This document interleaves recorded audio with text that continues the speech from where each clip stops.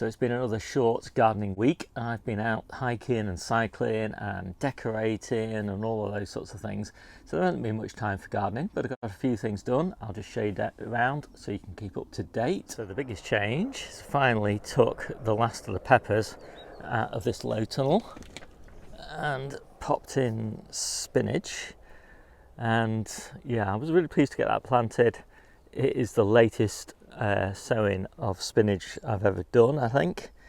I think it'll still be ready in sort of February time, but I'm not sure I'll get much of a harvest off it really over winter. But I don't think that might not be so bad a thing, because I think I've got enough spinach to keep us going, and this will just give us a bumper harvest in spring. Just shooting a tour video, and I noticed all these gaps in this spring cabbage bed, and I hate gaps, so I'm going to fill all these gaps with some spare winter miners lettuce. So I finally harvested the last of the colettes that got clubroot from this bed, and I got field beans all the way down the centre, and some of that's interplanted with red onion sets, and then I've got red onion sets and white onions grown from seed all around the outside. And the red onion sets are red winter and the white ones are tough ball, and obviously we've got leeks around the outside as well. So just trying to make the best use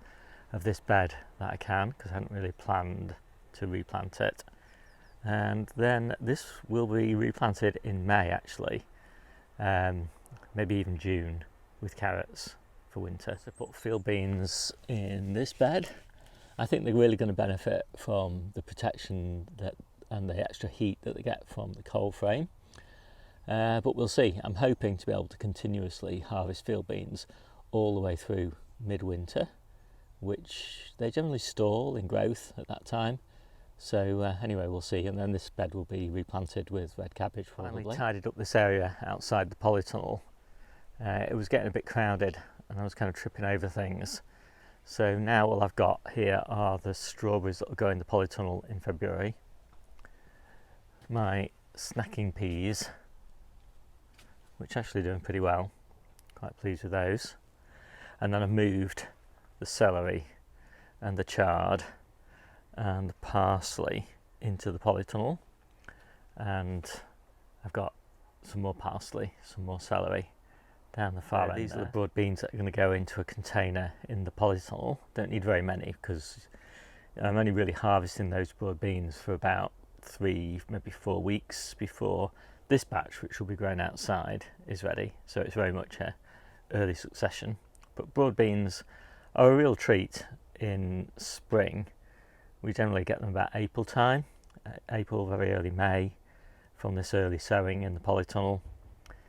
And I've eaten beans for quite a few months by then. These hanging baskets have also been planted up with lots of little lettuces, and these are the fastest growing of them.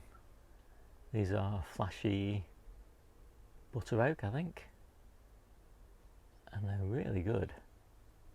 So I've just replanted the polytunnel beds, and can you see all of these tomato weeds coming up? So many. I'm not doing very much of a harvest this week because I'm away for the weekend, and when I'm away Debbie doesn't like to do the harvest on her own, so just doing a little micro harvest just to keep us going for the next few days. So I'm down the allotment doing my little micro harvest. I was out this morning actually for an early morning walk with a friend of mine, and we were walking from St Anne's to Lytham, and we got to enjoy the most wonderful sunrise. It's kind of sunrise season here in St Anne's, and yeah, really lifts a walk when we've got a view like that. Anyway, let's get back to gardening. So lovely boxes of kale and colettes, all sorts of different types. I think there's 5 different types of kale in there. Spinach and chard, apples, turnips, peas, potatoes, beautiful carrots, parsnips, first of the main crop parsnips, those, little beetroots, micro cabbage and micro cauliflower to go with the micro harvest. Asian greens, really lovely. And then I've got some nice little salad boxes that I've just finished making up, and a bit of celery from the winter celery plants, and we've still got a few tomatoes. Really lovely selection of mixed greens, but a little tiny bit of downy mildew on some of the lettuces, so I've taken all the affected leaves off. They should regrow fine. It just tends to be when weather conditions are particularly favourable for mildew, and it only tends to happen for sort of 1 or 2 weeks, and then everything goes back to normal again. There's one of my winter squashes there, just curing in the warmth of the polytunnel. So pretty pleased with that. Only thing I'm not very pleased with are these radicchio. Meant to be look like this. They're meant to be this sort of yellow tinge with these red flecks, but they are horrible. They are so bitter, and I have tried radicchio a few times on the recommendation of people who say it's amazing, bittersweet. I cannot detect any sweet in this radicchio. It is just bitter as far as I'm concerned. The seed company I bought this from will not be named, but they said it's like the king of salad ingredients. No, it's not. It's mank.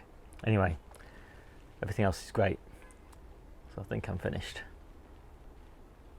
So I hope you liked this quick video. My name's Steve. This is the Seaside Kitchen Garden and Allotment channel, and I'll see you soon.